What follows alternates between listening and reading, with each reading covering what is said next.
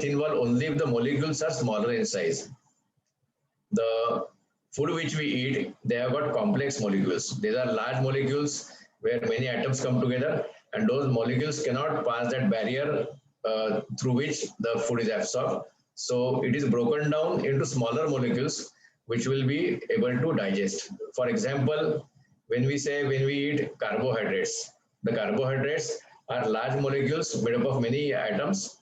So those are broken down to smaller molecules called as glucose, and glucose can be absorbed in the blood. And this is a process. There are two aspects of process of digestion. One is the mechanical and one is the chemical. So these are the two principles in which the digestion takes place. Ultimate action is chemical, and the chemicals which are secreted in the tract are called as enzymes. We have seen yesterday when we saw the cross section of the digestive tract, there are some glands in the covering of the digestive tract, and those glands secrete various chemicals called as enzymes.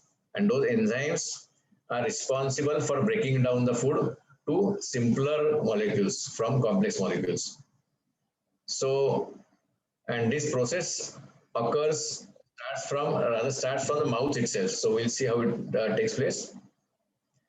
This is a schematic representation of the process of digestion. As you can see here, this is a esophagus. There's stomach here, accessory glands pour in some chemicals. The glands in the linings of the stomach send some chemicals. The food passes still in the intestines, small intestine, large intestine. Digestion takes place here. As you can see here, small intestine, large intestine. It is getting absorbed. You can see this is a blood stream. So it gets absorbed in the bloodstream, and through the bloodstream, those chemicals or those nutrients reach the cell. As you can see here, the cells. And again, from the cells, the waste products are again put in the blood, and then they are driven out of the body through excretory mechanisms. And you can see the liver here, and the intestine, and the rectum and anus. This is the passage of food from mouth to the anus, which is shown in a representative way. Now, the first contact of the food with the body is through the tongue, of course, the lips and tongue. And as we know that the tongue has got a lot of taste buds. Those taste buds are special cells or other special areas. As you can see here, bud means that a small bud-like structure. So, and there are numerous bud-like structures. If you look at your own tongue with a magnifying glass, you will be able to see small structures called as taste buds. And taste buds contain a lot of nerve endings. As we know that nerve endings are the part of nervous system which carry the impulses from the body to the brain.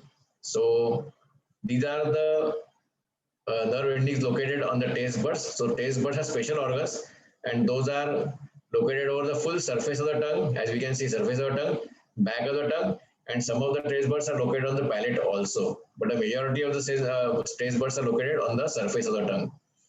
Now, these taste buds are peculiar in nature. So they are grouped together so that they are able to send a signal of particular taste. For example, tip of the tongue will detect sweet taste more as compared to other parts of the tongue. It doesn't mean that it will detect only sweet taste, but majority of the sweet taste will be detected by tip of the tongue. And then side, as salty and sour and bitter taste is recognized or interpreted by the back of the tongue. So these are the area of the tongue which will send the signals to the brain, so that the brain will decide whether the food is eatable or not. So taste plays a major role in deciding whether the food can be taken in or not. So this is the tongue. And now any food which is not liked by the tongue, or is not, the brain perceives that not eatable, it will be thrown out immediately. As we experience sometimes, unknowingly we take some food which is not fresh or is rotten food, and then once it reaches the tongue, automatically we throw it out. So we don't think about it also, we just throw it out. It is not good food for the digestive system. So tongue plays the role of protection, so that right food should enter. So tongue is sense organ also and organ of action also. It is a karmendriya also and gyanendriya also. It is gyanendriya because it is able to perceive the taste, and karmendriya because the tongue helps the movement of the food inside the mouth, and tongue helps the swallowing also. So this way the tongue plays two roles, Jnanendriya and Karmendriya. So the function of digestive system is ingestion of food, mastication, and grinding. So that takes place in the mouth itself. Once we take the food inside, the teeth will grind the food. The teeth themselves cannot move. The movement is done by the jaw. As we know that lower jaw moves, and there are certain muscles which are attached to the lower jaw which assist in the movement. This movement of mastication is a complex one. It's not like a one-way movement. It's not up and down movement. It's not like a close and open movement. It is a complex movement. So that is like a grinding movement. So the food is grinding is done well in the mouth, and that's why traditionally we say that we should chew food morsel 32 times. We always say कि 32 बार चबा के खाना है जो खाते हैं वो. क्यों खाना है? क्योंकि the food will be broken down mechanically in smaller parts, and if it is broken down mechanically in smaller parts, the chemical reactions become easy, because if the food material is too large in size, the chemicals will not penetrate the inside part of that food materials. That's why this mechanical grinding is very important, and that's why we have to give enough time for that mechanical grinding called as mastication. So mastication takes place simultaneously as we put the food inside our mouth. The salivary glands get stimulated. We have seen salivary glands. There are 3 pairs of salivary glands. One is the parotid gland, one is the submandibular and sublingual glands. So they have got tiny tubes. If you perceive, there are tubes which can be perceived just below the lower teeth. You will find that there are 2 small tubes. If you can see the opening. If you look in the mirror, you will see 2 small tubes opening there. So the saliva spurts out from there. And that 1 pair of opening near the back side, upper teeth side, you will find near the cheek, there's a small opening from where the saliva is released. So these are the 2 locations from where the saliva comes in the mouth. And merely, not only putting the food in the mouth, merely by looking at the food, merely smelling the food, or even merely describing the food material which we like also stimulates the salivary glands. Because salivary glands are stimulated through the autonomous nervous system. And suppose, even if we are not hungry, for example, and we are passing through a shop which says vada pav, for example, and that smell of that vada, that is detected, and immediately the mouth gets watered. हम बोलते हैं ना मुंह में पानी आ गया. तो क्यों आ गया? Because the brain thinks that we should eat that. Something is smelling nice, we should eat that. And once that happens, immediately the saliva is stimulated. So this is the action of saliva, because saliva is very important. Saliva, there are various aspects of saliva. One is the saliva weights the food, because the food may not be wet all the time. If we eat dry food, it has to be that wetting has to take place. If it becomes wet, then only it can be swallowed, because we cannot swallow the dry food. So sometimes we experience that we are eating in a hurry and we don't give enough time for it to mingle with saliva. And when we try to swallow, we feel difficulty, because if it is dry, we cannot swallow. So that weighting of food is done by saliva. Then saliva has got certain chemicals or enzymes, digestive enzymes, which is called as salivary amylase. Salivary amylase, the digestion of carbohydrates starts in the mouth itself. The breaking down of the carbohydrates starts in the mouth itself. So mouth also is an important organ, and that's why this is one more reason why food should be kept in the mouth for enough longer time. So we should not just eat or swallow in a hurry. We should have some time so that it reacts, the amylase reacts with the carbohydrates, and the digestion of carbohydrates becomes easy if we allow time for mixing of saliva with the food. So it becomes easy to swallow. Then it is called as a morsel of the food, which is, a round structure which saliva binds that structure, and it is wet also. So it can easily be swallowed inside the throat. Now there is a particular process of swallowing. As you can see here, there are various stages of swallowing. There is a morsel or bolus of food. The technical name of food, once it mixes with saliva after chewing, is called as bolus. There is a bolus of the food. Now, the bolus of the food is kept in the middle part of the mouth. As we know that the palate has got depth over there. The upper part of the palate is deep over there. So there is space for the bolus to stay there. Now, once the bolus of food is there, we just put our tongue to the palate, and then the muscles contract in a particular way so that the bolus passes through the throat. It goes to the throat, and once it goes to the throat, as we have seen yesterday, the epiglottis closes the trachea. the muscles act on the epiglottis, so it closes on the trachea so that the food can go only to the esophagus. The esophagus is made up of smooth muscles. When we are not eating, the esophagus is in collapsed state. Esophagus is not open, it's collapsed state. So once the, as you can see here, can you see this in diagram? Once that bolus reaches the upper part of the esophagus opens up because of the mechanical action of the bolus, and then slowly the food will go down the esophagus. It is called as peristalsis. We'll see that in the next diagram. Peristalsis is the function of the digestive system because of which the food passes from one point to the next point in the digestive system. We have seen that there is a one-way traffic. The food will go from mouth to the anus only, not the other way. Now, as this is a bolus in the esophagus walls are expanded because of the bolus. Now, what will happen is that the upper part of this wall will contract. Once it contracts, the bolus is pushed downwards. Again, the upper part will contract, the lower part will open up. Upper part will contract, lower part will open up, and so on and so forth. You can see here that bolus is reaching up to the beginning of the stomach. As we know that there are sphincter here, there is cardiac sphincter located here. So once the bolus reaches here, the sphincter will open up. Normally, the sphincter is closed. That sphincter is closed. Once the bolus reaches it, it gets opened. The bolus is pushed in the stomach. Again, the sphincter closes. Next bolus comes. Again, the sphincter opens. It closes. This is a very important mechanism. Why, you know? Because as we are going to discuss further, the stomach secretes acid.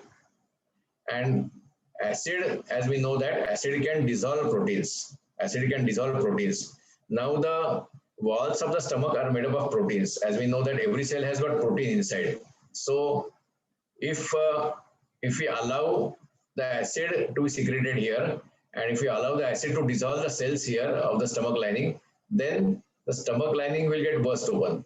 To prevent that, there is a mucus lining inside the stomach part. So stomach has got mucus lining. Mucus is a very thick substance, sticky substance, which lines the inside of the stomach. So that prevents the action of the acid on the cells.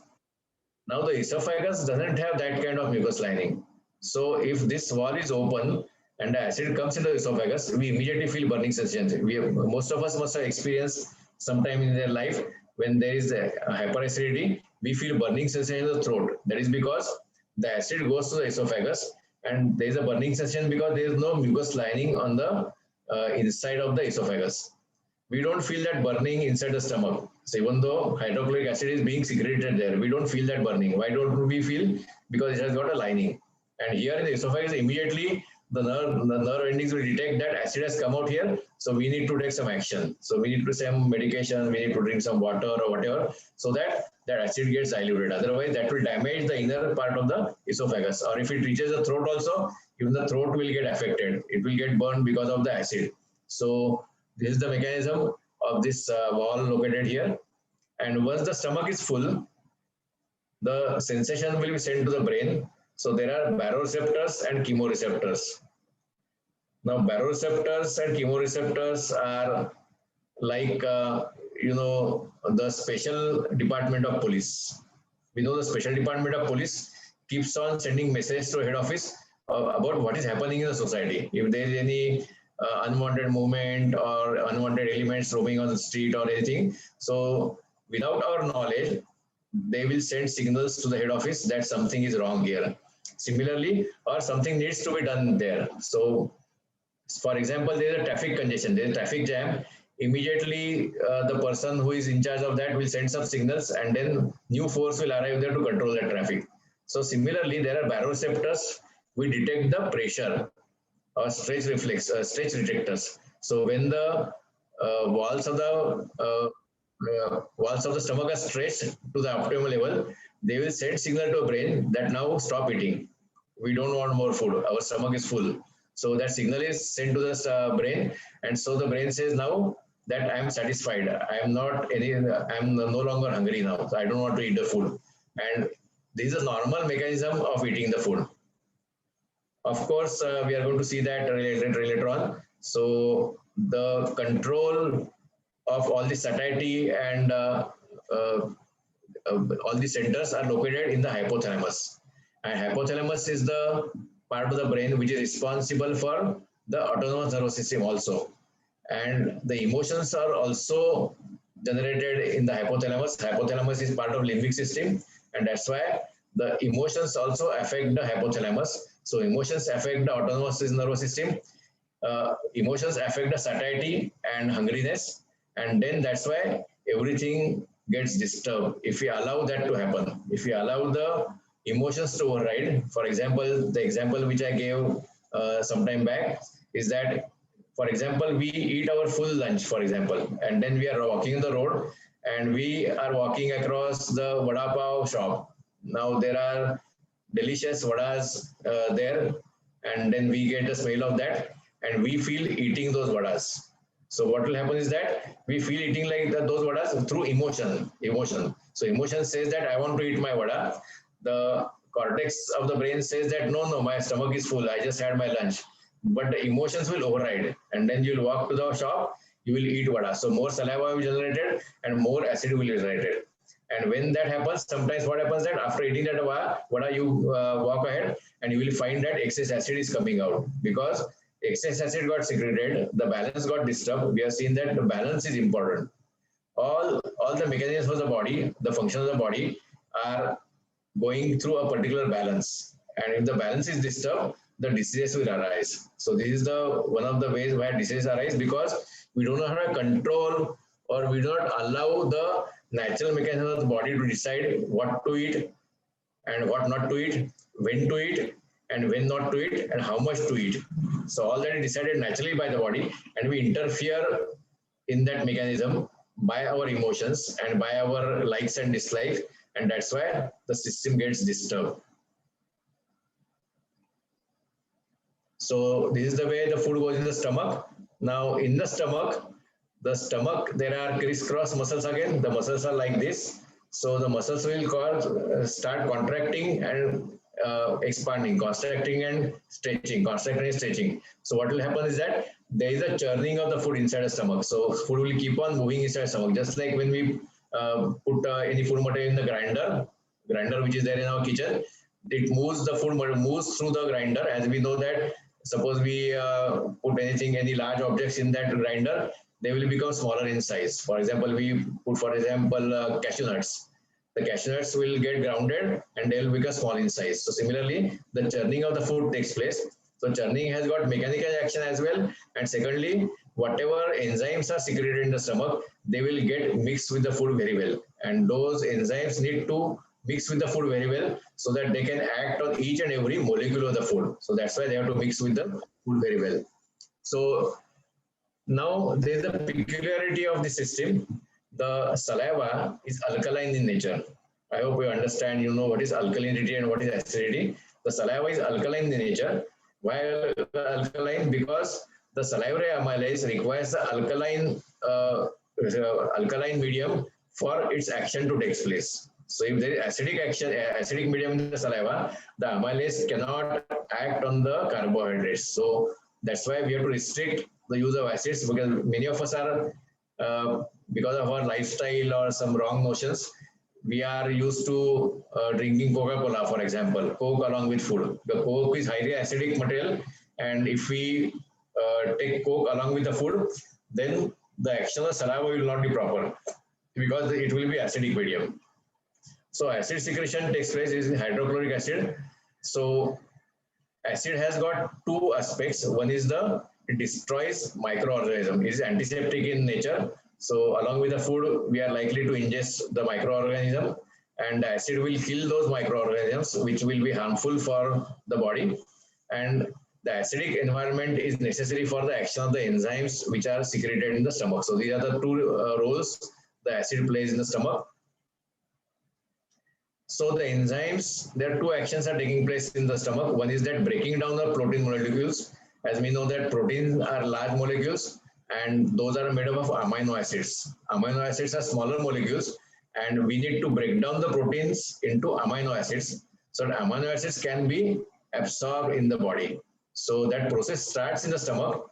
Again, there is a coagulation of the milk in the stomach so that the carbohydrates and proteins can be digested which are ingredients of the milk. So these are the two actions taking place in the stomach. So these are the names of the chemicals. One is called as pepsin. Then there is an intrinsic factor, and there is lipase, is the enzyme. The acidic pH, as we have seen, bacteria are destroyed, and that pH becomes acidic. The pepsin is responsible for breakdown of proteins, as we have already discussed. There is an intrinsic factor. Intrinsic factor is required.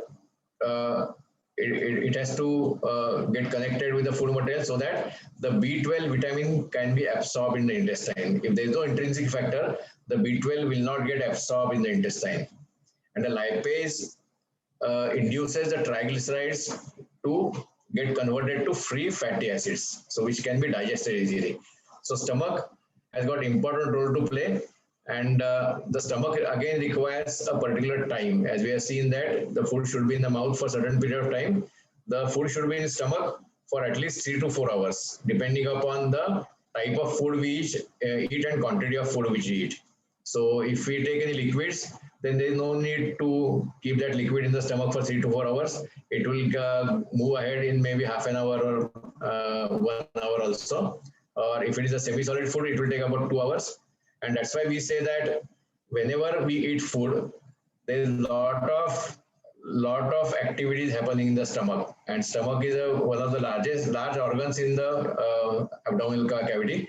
And when so many things are happening, if we do exercise, for example, if we do exercise after eating full meals, then there will be hindrance of blood supply, because exercise, more blood supply will be diverted to muscles and less supply will go to the stomach. We need to remember that whenever any part of the body is doing any action that requires more blood supply at that particular time. So as we know that the amount of blood in our system is limited, so not increase the volume of the blood. So that volume of the blood is limited. So if that blood goes more in quantity to a particular part of the body, it will be withdrawn from other part of the body. And that's why we feel sleepy sometimes. If we eat heavy meals, we feel sleepy. Because why? Because more blood will be diverted to stomach, and the blood from the cortex will be reduced in quantity. That's why we feel sleepy after eating heavy meals. So that is one aspect of that. And that's why whenever digestion is happening, we should not do any active movements of the body. And that's why the yoga practice is particularly asana or dynamic movements should not be carried out after eating for at least 4 hours. Ideally, they are done in the at the empty stomach early in the morning, but we should wait at least 4 hours after eating food to carry out any kind of movements of the body or any kind of asanas. Why asanas? Of course, asana is not exercise. So why we have to avoid asana? Because most of the asanas will produce either negative or positive pressure in the abdominal cavity, and that will be hindrance for the proper digestion of the food. And that's why we have to avoid doing any kind of yoga practices after having a full meals. And as we have described already, that if it is liquid food, then it will not remain in the stomach for 3 to 4 hours. So if we take tea, for example, early in the morning, so we can do yoga sadhana after half an hour after having tea, because the tea, the process will be complete already from the stomach in half an hour's time. It will move forward in the intestine. So we can safely do any exercise, or we can safely do yoga sadhana early in the morning, even after half an hour after having tea. So this is the reason why we have to avoid that. And this is the reason why there will be hindrance on the normal action of the body, normal digestion. And if we keep on breaking the laws of nature over a period of time, then the disease will be produced. Because body can manage that kind of stress or that kind of change or that kind of hindrance for a short while, but not for long while. So that's why this is important. Again, after 4 hours, when the food digestion is complete in stomach, the food gets pushed to the intestine. So there will be some rest period for the stomach, and then again we will feel hungry, because then the body signal will be sent to the brain that stomach is empty now, we must eat something. So unless we feel hungry, we should not eat. This is one important message here, because if we are emotionally hungry but not physically hungry, then as we know here that the churning has already started, the enzymes already have started working on that food which is inside the bolus, which is inside the stomach.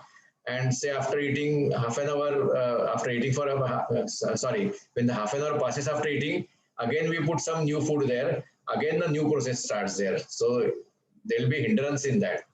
So one more aspect we need to remember is that the yoga scriptures tell us that only half the stomach should be full with food. How much food we should eat? It should be only half the stomach. 1/4 of the stomach should be water, and 1/4 of the stomach should be air, so that the churning takes place properly. If the stomach is too full, the churning will not take place properly. So that's why this yogic Hatha Yoga scriptures have mentioned that, and that is very, very relevant according to modern science also. If we should not eat too much food at a time. Then the food or that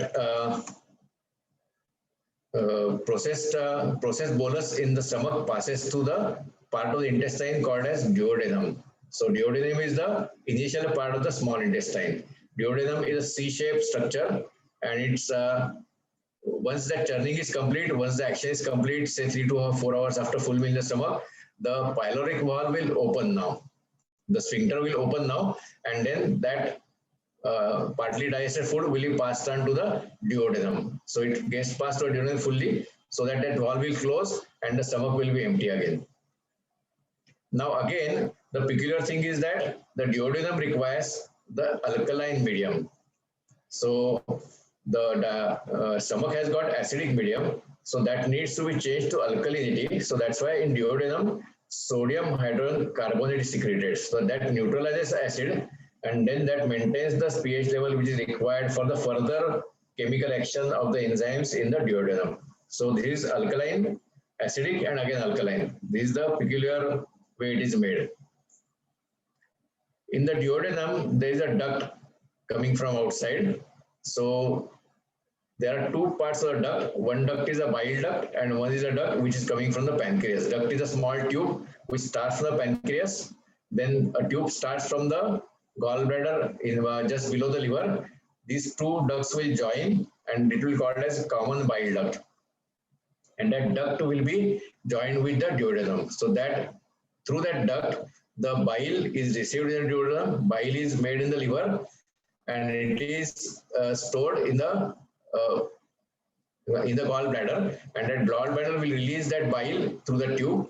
Then pancreas is exocrine gland as well as endocrine gland. So you will appreciate that when endocrine gland system will be discussed. So pancreas has got two aspects. One is the endocrine, one is the exocrine. Exocrine means that the chemicals are released directly in the system.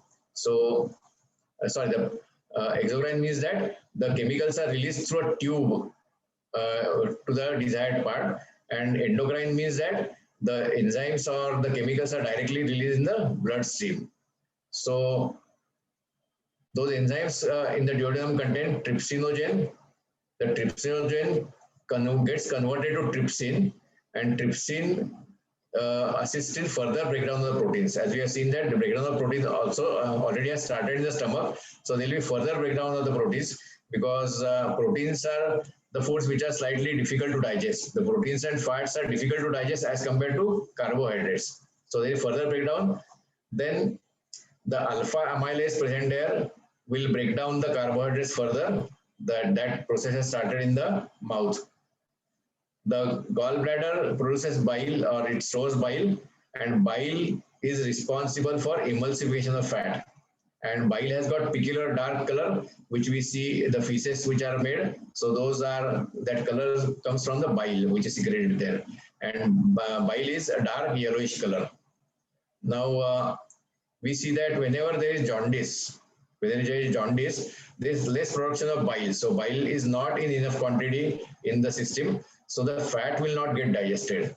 So in case of jaundice, the digestion of fats will get affected, because there is less secretion of bile inside the duodenum. So because that mechanism is affected in the gallbladder or liver, basically the bile is made in liver and stored in the gallbladder. So that is responsible for emulsification of fat. That means that the fat molecules are broken down to smaller molecules. So in duodenum, the digestion of proteins, carbohydrates, and fats will take place. So in small intestine, the complete digestion of the food material takes place. Then the absorption also starts in the small intestine. Absorption of protein in the form of amino acid. The carbohydrates are broken down to glucose and fats are broken down to fatty acids. So those are absorbed in the small intestine, and the further movement through intestine is because of peristalsis. So peristalsis, we have already discussed the movement of the food inside the esophagus is because of peristalsis, and even in the small intestine is because of peristalsis. It's a one-way movement. Now that inside lining of the small intestine is peculiar in nature. So as we can see in this diagram, there are finger-like projections inside the small intestine. Those finger-like projections increase the surface area geometrical proportion.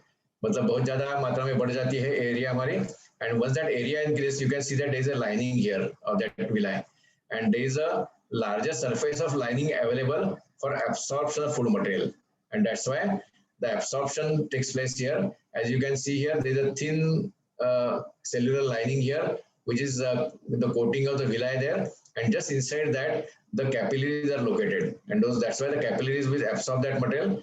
And what is the mechanism of absorption of that digested food? It's called as process called as osmosis. Osmosis means that the fluid which is higher in concentration will be sent to the fluid in lower concentration. For example, there is more glucose inside the wall of the villi and there is less glucose in the blood. So the glucose will be transferred from the intestine to the blood. So it's the process called as osmosis. And this process is important when we do Shatkarma or Shuddhi Kriya. In Shuddhi Kriya, many of the Shuddhi Kriyas we use saline water.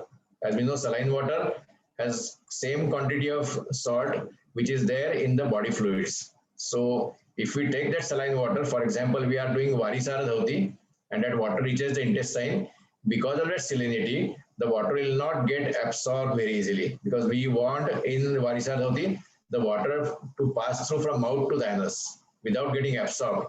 And of course, because of certain asanas, dynamic asanas, we speed up that process. But because of salinity, the water doesn't get absorbed. In Vamana Dhauti and Danda Dhauti also, we drink that water, which is saline, warm saline water, and we drink it full stomach and we bring it out. We don't want that water to get absorbed because the water absorption starts in the stomach itself. The absorption of the water starts in the stomach itself. So we don't want that water to absorb. That's why we have to add salt in that. So this is the logic behind adding salt in the water, which we use for doing Shatkriya or Shatkarma. So the absorption starts in the part of small intestine called as ileum. So there are three parts of ileum, three parts of small intestine. One is the duodenum, where the digestion is taking place because enzymes are brought there from pancreas and the gallbladder. And ileum and cecum, the ileum part is there where that absorption starts, and that ileum contains a lot of villi, and that's why absorption takes place. Now absorption of water also takes place in the large intestine also. So most of the absorption will be over in the ileum itself. So then after absorption, it is called as assimilation. That means that the absorbed chemicals have to be assimilated in the body. So they have to be transported to the parts of the body where either they are required or they are stored. So the storage happens in the liver. So there is the portal circulation which is happening around the circulation of the liver. So the blood vessels are connected with the portal veins of the liver. So all the glucose will be sent to the, or rather excess glucose will be stored in the liver in the form of glycogen.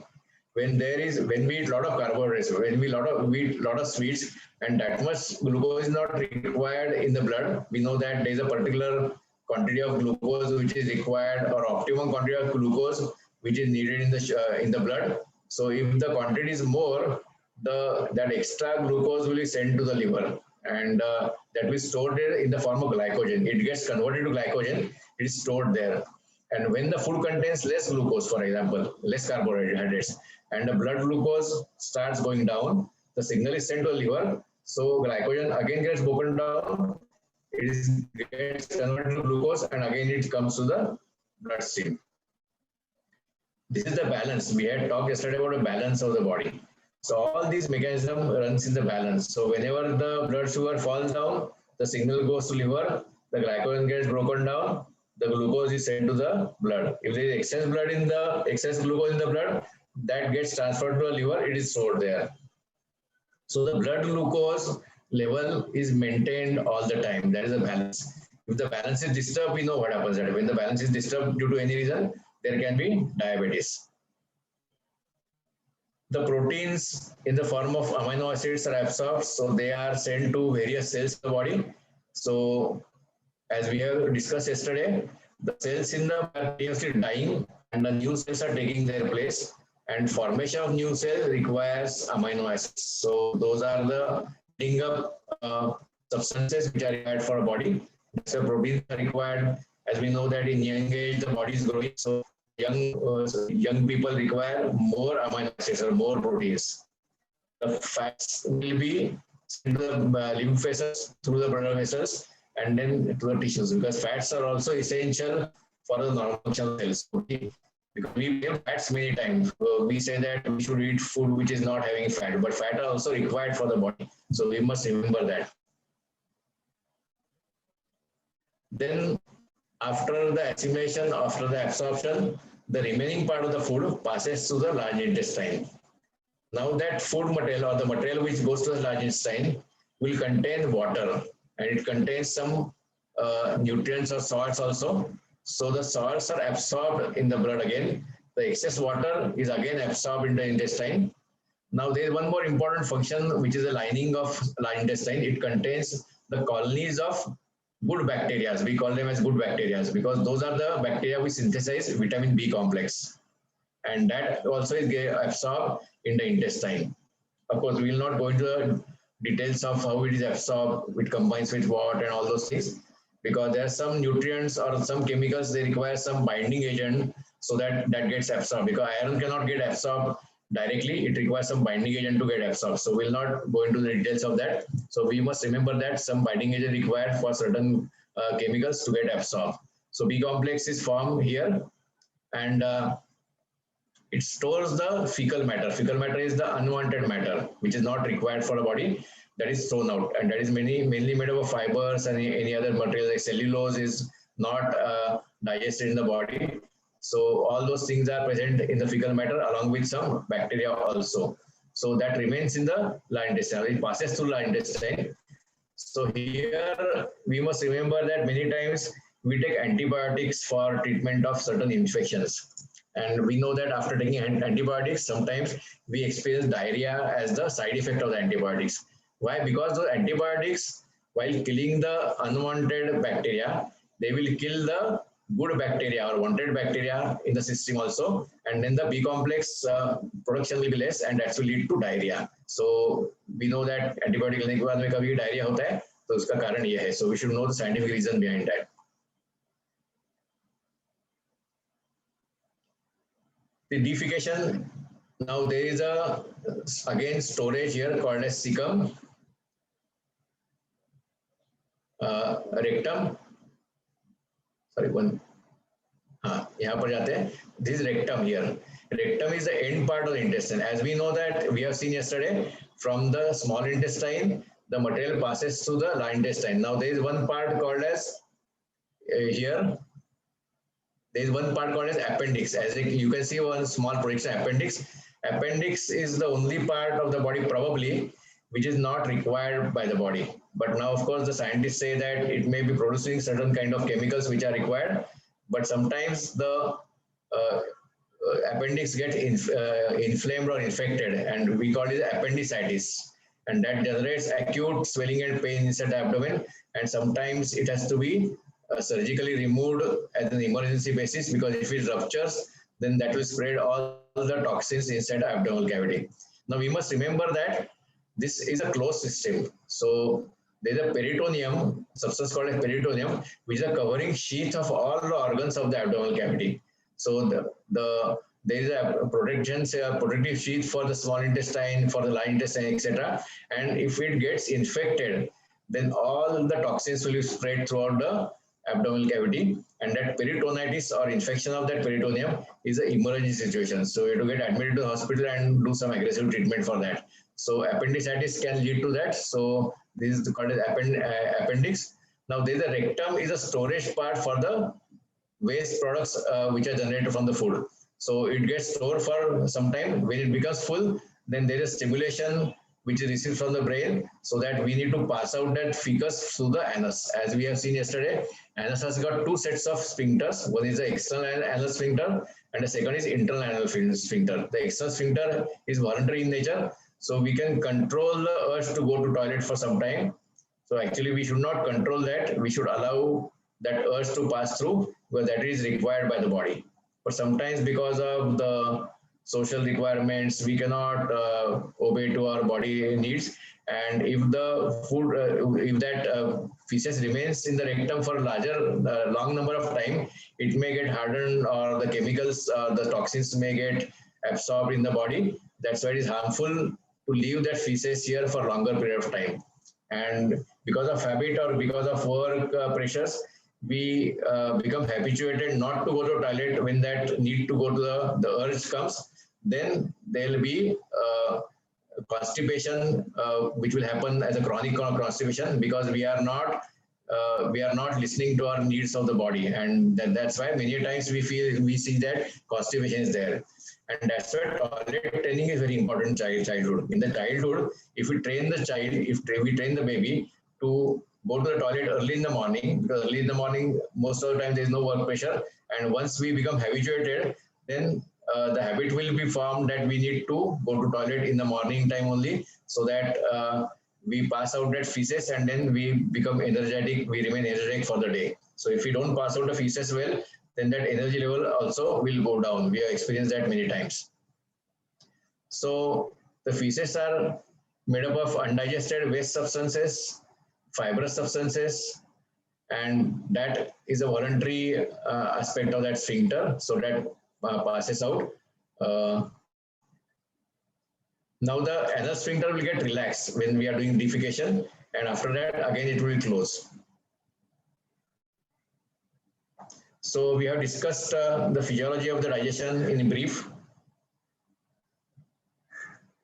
I think we need not, as a yoga student, we need not go into details of that, but we must appreciate that process of digestion, so that we should know how yoga sadhana makes changes in our body, makes changes in the function of the digestive system. So we'll briefly discuss that aspect now.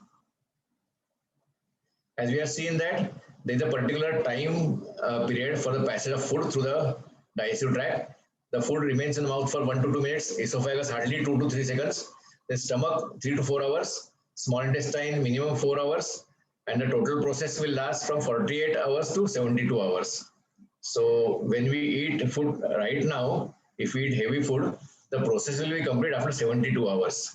If the food is light, the process is likely to get completed before 72 hours also. And sometimes if we eat too much heavy food, then it will be longer also. But roughly it is from 48 to 72 hours. This is the total process of the digestion and the defecation. As we know that the nervous system controls all the functions of the body. So this is the neural regulation of the digestive system. It is there in the hypothalamus. Hypothalamus has got center called as appetite center and satiety center. Appetite center, when it is stimulated, we generate appetite, and when the satiety center, when it is stimulated, it will generate satiety, that we are satisfied, we don't need to eat food any further. So these are the two centers working in harmony and working in balance. And if that balance is lost, then there are some people who keep on eating. They don't realize that when their stomach is full. So they just keep on eating. Whatever kept in front of them, they will just eat like that. And now we know that the emotions affect these two centers quite a bit, because hypothalamus is also part of limbic system, which we have discussed earlier. So positive or negative emotions will alter the appetite as well as satiety. As we know that when there is death in the family, we must experience that all the time, or we are in the grief, for example. Then even if the food is kept in front of us, smelling nice, the food which we like, for example, suppose I like gulab jamuns, and gulab jamuns, fresh gulab jamuns are kept in front of me, but my mind is in grief, so that I will not feel like eating that. I will not feel like eating that. Only I will shout probably somebody who brings gulab jam, क्यों लेके आता है, मेरी कैसी condition है मन की और क्यों ऐसा खाना लेके आता है. So I'll shout that. So I'll feel bad, you know. Why? Because the emotions alter the appetite as well as satiety, and that's why many times because of stress, the we don't realize that the stomach is full. We keep on eating. We keep on eating because of stress. There are two aspects of stress. Some people will overeat, and some people will undereat.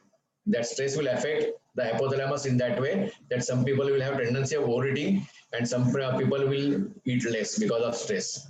As we must experience while going for exam, for example, if we're going for exams, we don't feel like eating. There are some students who don't eat anything, or they don't feel the taste of the food also. So if nice food is given to them before exam, so they will say this is not tasty. So I am not enjoying that food because of stress. The stress affects the process of that is right from the mouth till the anus. The whole process gets affected because of the emotional disturbances which happen because of stress. And autonomous nervous system regulates the function, and there is a peculiar nerve called as vagus nerve. Vagus nerve is a cranial nerve which starts from the brain and it goes to the lower part of the abdomen. And vagus nerve is supposed to be the longest nerve of the body. That's why it's called as vagus. Vagus means that wandering nerve. So vagus nerve supplies nerve supply to all the organs of the abdominal cavity. And vagus nerve is a nerve which is giving real-time signals to the brain what is happening inside my abdominal cavity. So if I eat excess food, the vagus will send a signal to the brain that he is eating excess food or whatever. If there are some toxins which are there in the stomach, the signal will be sent by these nerves to the brain, and then the vomiting reflex will be stimulated. So we'll vomit out the food if we eat some wrong food or we eat food in excess. So that is the mechanism of removal of toxins from the body. Otherwise, as we have seen that there is a one-way traffic of food inside the digestive system. It is not the other way around, but that other way around is generated whenever there is any wrong signal sent. There is something wrong, food is taken inside. So the vomiting reflex is generated, and that reflex also happens at the level of hypothalamus. Now, when we are doing dhauti practices, Vaman dhauti or Danda dhauti, we need to drink the water and bring it out. So the water will not come out in the reverse manner because it works in the one-way traffic. So what we do, we do some kind of trick. So we deceive the brain. We put the fingertips behind the tongue. That is the area which is very sensitive. That stimulates the reflex, and the water comes out through the mouth. And the advanced part of that dhauti kriya is that without using the fingers, with your will, you take out that water. There is an advanced kriya because your brain decides, even though it is an automatic function, because the water is not going to come out normally, but the brain decides that I am going to drink the water and I am going to take it out. This is the higher control or control over the autonomic function of the body is taking place because of the Shatkriya or Shuddhikriya practices. So we have to remember that the dhauti practice, Vaman dhauti. Second is Vastra dhauti. We know Vastra dhauti. There is a large piece of cloth which we need to eat, we need to swallow, and then we have to move that cloth inside the stomach and then take it out. Now, when we put that cloth on the tongue recognizes that it is not a food material. It recognizes no food, it's not a food material, so the tongue will throw it out, which happens many times when the students start using Vastra dhauti for the first time. They just cannot put that end of vastra till the throat. It doesn't go to the throat, it immediately is thrown out. So here also we use certain trick or tip that we put the vastra, tip of the vastra behind the tongue.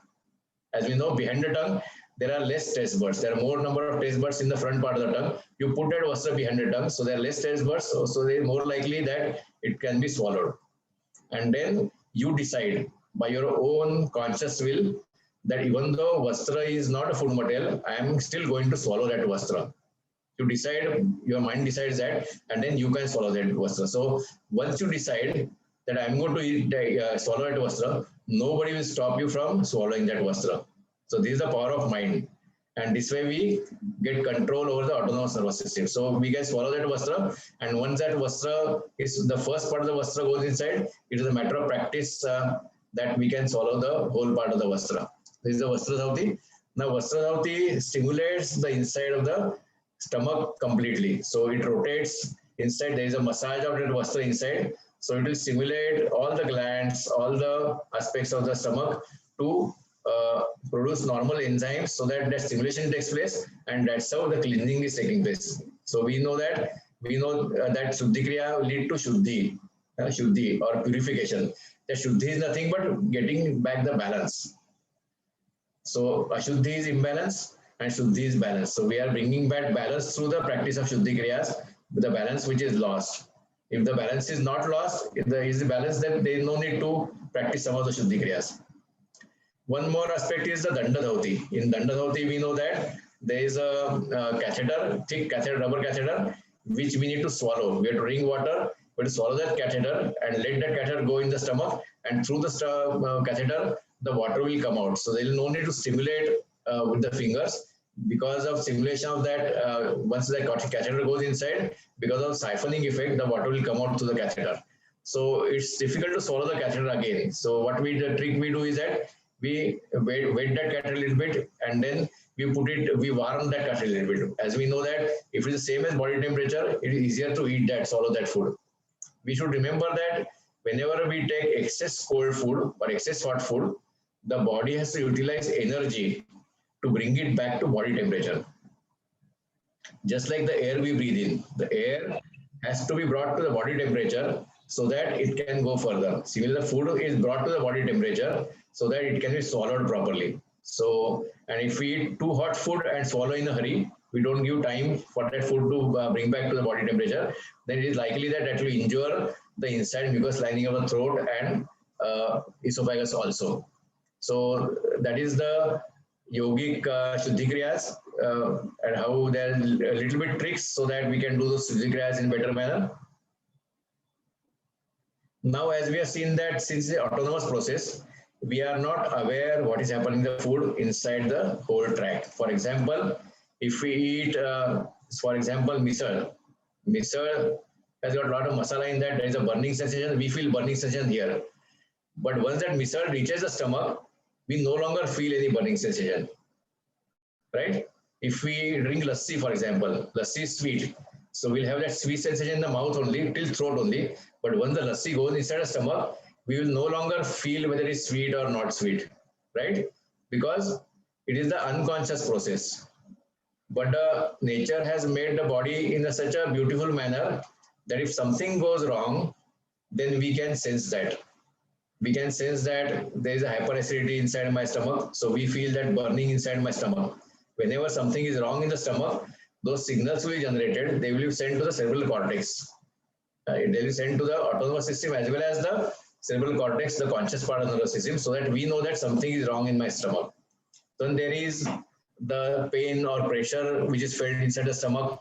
For example, sometimes there is a dysentery and we feel pain and pressure inside the abdominal parts. So that is a sensation which is felt because something is wrong there. That is the protective mechanism of the body, because we can detect that something is wrong and we can take some action on that. So it is called as visceroceptors. The visceroceptors are the nerve endings which are responsible for sending those signals to the central nervous system. It is said that central nervous system, not ANS, it is written as CNS, because consciously we come to know about these temperature or burning sensations inside the abdominal part. Otherwise, when everything is normal, we do not know about that. It's just like police department, we have taken the example. If everything in the society is smooth, then police need not send any signals to the office, so they are happy that everything is going on smoothly. If something is wrong, then they need to come in picture. Similarly, this is the mechanism of the body which leads to protection from that toxins or any imbalances happening in the system. Now, as we have already discussed that once or twice, the stress and emotions will directly affect the digestive system. So digestion will get affected because of the stress. And we find nowadays, especially in modern times, because of our different pressures and especially after the corona and lockdown, a lot of stress in the people nowadays. The stress of losing the job, stress of deadlines, and so many things. And ladies have a stress of people sitting at home, and different aspects of that. And that emotions are affected. And because of that, the hypothalamus is affected, the autonomous nervous system is affected, and through that, the digestion is affected. So there are a lot of digestive problems coming up in the modern society because of this stress problem. This is a revision of sympathetic and parasympathetic, which we have learned in nervous system. So in what way it affects the digestive system? Now, because of sympathetic stimulation, the acid secretions are reduced. And the parasympathetic system that balances that. So parasympathetic is the balancing system and sympathetic is the stimulating system. As we know, Pingala and Ida Nadi, stimulating and balancing. So the blood supply to the digestive organs is reduced because of sympathetic stimulation. As we know that fight and flight response, there is no need for the blood to go to the digestion part. It needs to be sent to the muscles part to fight or flight. So because of that response of the body, the blood supply is reduced, and when the parasympathetic system takes over, it is optimized again. The movement of the digestive system, for example, there is a movement taking place in the stomach. If there is stress, sympathetic activation, that churning will be reduced. Why it is reduced? The blood supply is reduced. The blood supply to muscles is reduced, so muscles cannot function fully, so that churning movements are reduced. So movement is reduced, and the digestion gets slowed down because of stress. Now, what happens that the stress is not a one-time phenomenon. We know that now we have got stressful experience in the morning. The first stressful experience starts early in the morning. When we get up, we open the eyes and अच्छे खासे कितने बजे office जाना है, खाना कभी बनाना है, things and that. Students देखते हैं कि ऑनलाइन क्लास ज्वाइन करना है, network is down. There's so many stresses. So that episode starts early in the morning and they go on till the night, and even the sleep we feel that stress sometimes. And because of that stressful events, all these things get affected, and that's why the long time stress will affect the digestion in the long run. And that's why if it is affected, it's very difficult to correct that, or it takes a long time to correct that. So once something is chronic, then the treatment also becomes long. If the disease is acute, maybe it can be treated in a short period of time. So this is the effect of stress on the system. Now we'll see the correlation between the digestive system and other systems of the body. Now muscular system plays a role in digestion, as we know that the smooth muscles make up the digestive organs. Then peritoneum and skeletal muscles of the abdominal wall play a role, because we have seen that the skeletal muscles, the recti and other muscles of the abdomen, they play a role in digestion. They play a role in supporting the organs inside the abdominal cavity. And that muscle tone of recti and other muscles also plays a role, the secondary role in the digestion. Endocrine, of course, endocrine system controls the metabolism of the body. It is again related to stress and emotions, and endocrine system has got effects on the autonomous system also, and that way it can affect the working of digestion. Circulatory system, of course, optimum blood supply has to go to digestive organs. When we eat food, we need enough blood supply to go to the stomach so that the stomach can perform its duty in a proper manner. If the blood supply reduces, then stomach will not be able to do that. And then the assimilation of the food occurs through the circulatory system throughout the body. And these are the pranas which are responsible for different actions. The samana prana is responsible for a digestion. And prana itself, the prana aspect of prana is responsible for hunger and ingestion. The udana prana is responsible for vomiting. Vyana prana for assimilation, circulation, and apana prana for excretion. These are the ways in which the pancha prana will affect the digestive system. Now there is a science of Swara Yoga. Swara Yoga says that there is an around 90-minute cycle of right nostril and left nostril dominance. And the Pingala Nadi is supposed to be responsible for digestion. So it is said that when we are eating the food, if Pingala Nadi is active, then the digestion will be better. and Ida Nadi helps in further progression. That's why the Nadi dominance helps in the functions of the body. When we are relaxed, the Ida Nadi should be dominant, or rather, when the Ida Nadi becomes dominant, we are relaxed. So, this is the process stimulation and relaxation. The stimulation is required in a particular phase of digestion, and then relaxation is required. So, that is provided by Ida and Pingala Nadi. So, that may be playing a part in the system. We just take a brief review of the diseases because we are not going to discuss the diseases here. That will be taken care of since yours is a therapy related curriculum. So diseases will be dealt with at length later on in the curriculum probably. But we'll just briefly mention the diseases, the main diseases of the digestion system. So most of the diseases are mainly psychosomatic in nature. That means that they are affected by stress. So and the other causes are faulty diet, spicy, too much spicy food, too much oily food, too much tea and coffee, and too much cold drinks. Too much fasting also will lead to the disease.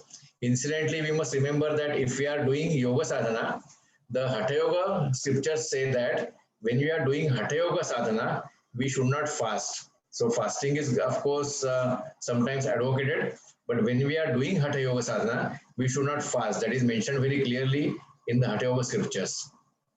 Then eating when not hungry, because sometimes you are working and you can eat only in the lunch time, lunch break of the office, and in lunch break you are not hungry, but still you are supposed to eat food because otherwise you will not get opportunity to eat again. So this is one of the reasons why the disease will occur.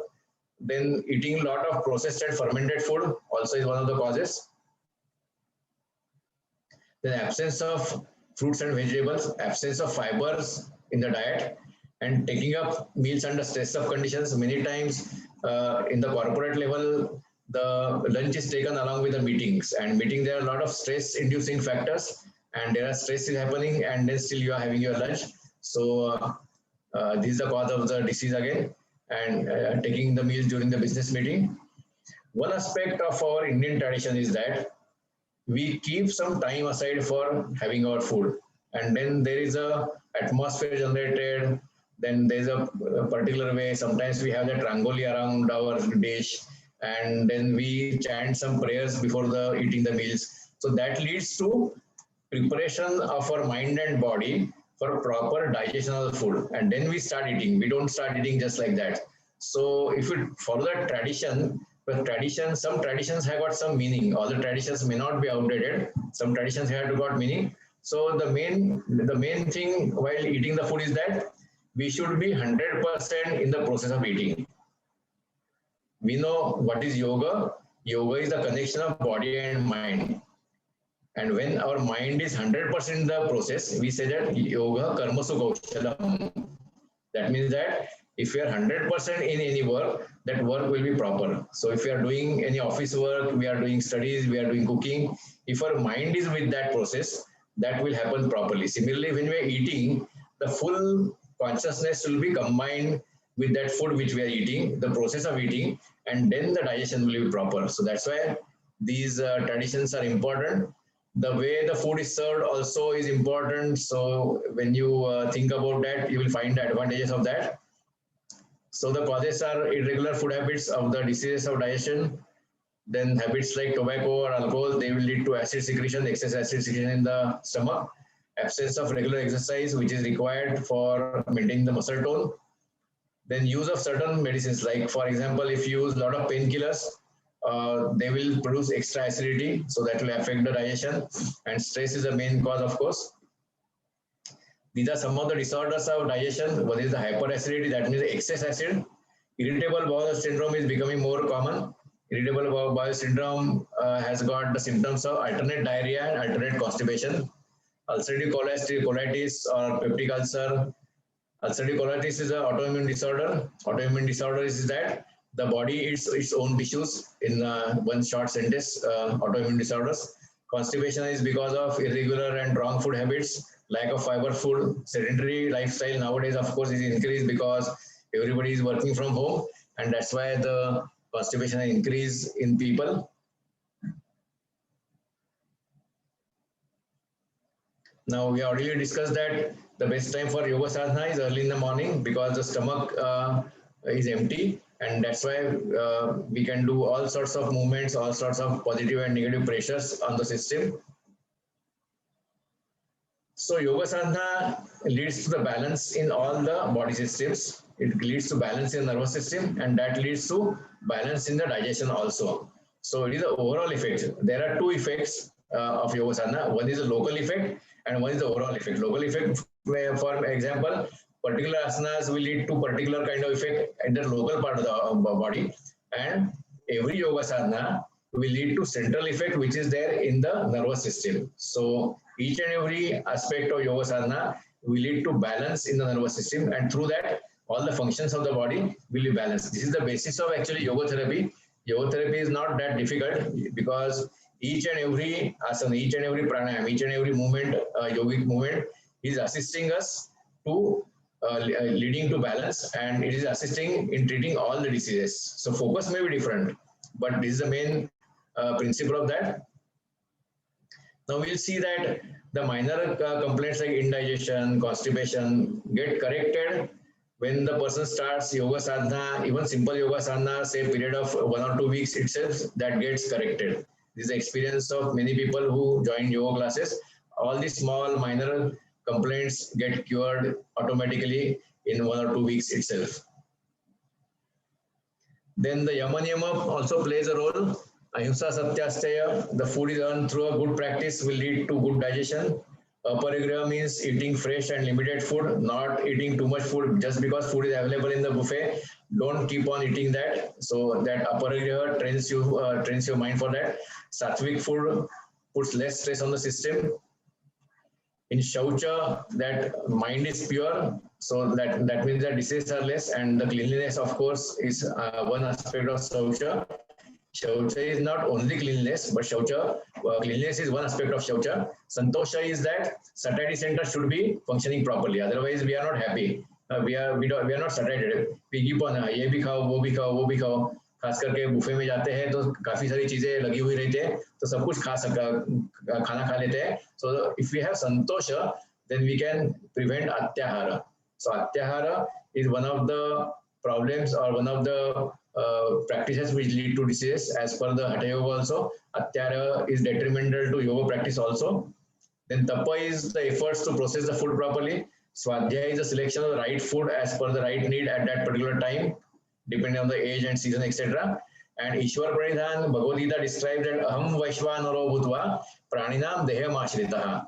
That means that principle which is responsible for digestion is nothing but manifestation of me. Means that Sri Krishna says that. So we should eat food as a duty towards God.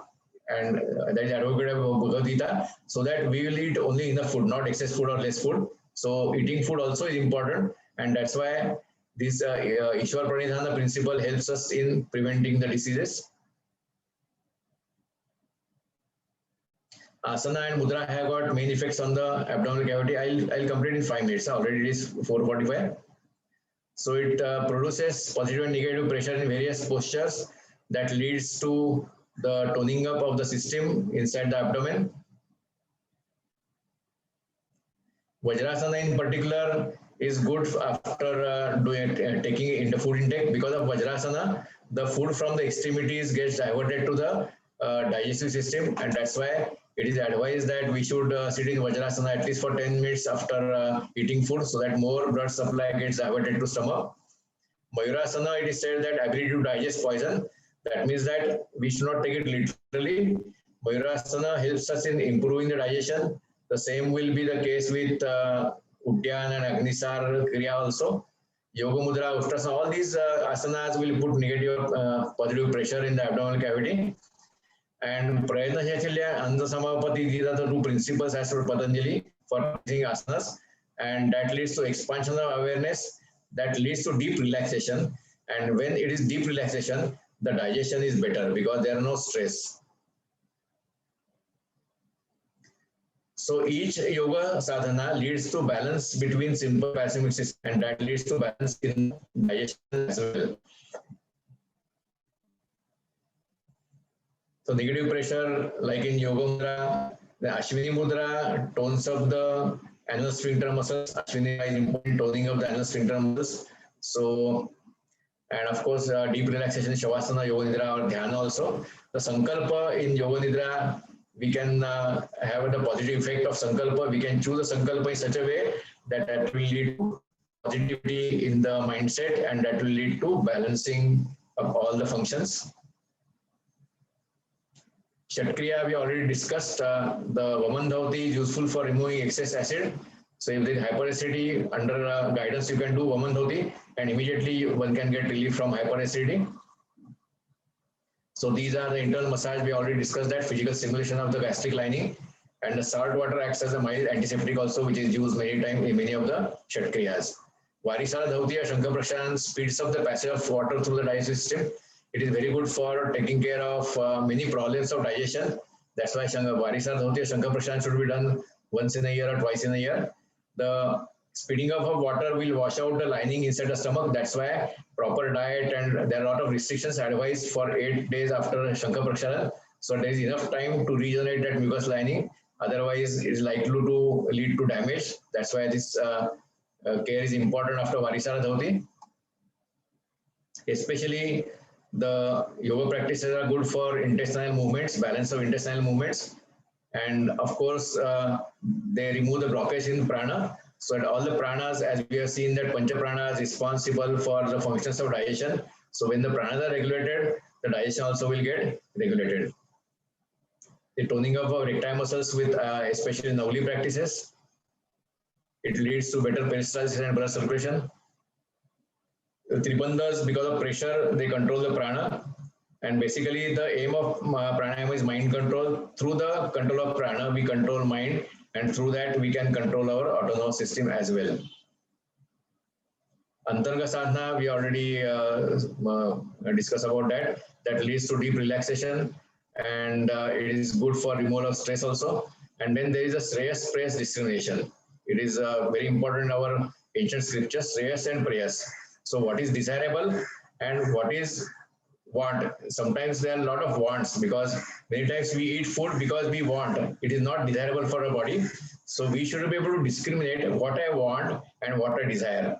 And once we are able to discriminate that, then the habits of the food will be balanced again. So that's why Antarga Sadhana leads to this Shreyas Prayas Viveka.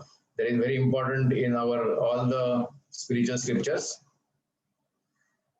So we complete this discussion on digestive system. So if there are any questions, we can take up, or if the time is up, we can take up the questions later on also. So over to you, Vijay ji. Sir, I am here. मैं थोड़ा सा बाहर आया हूँ, लेकिन हम लोग लेते हैं क्वेश्चन आंसर अगर सब लोग चाहते हैं तो, अदरवाइज पूछ लेते हैं.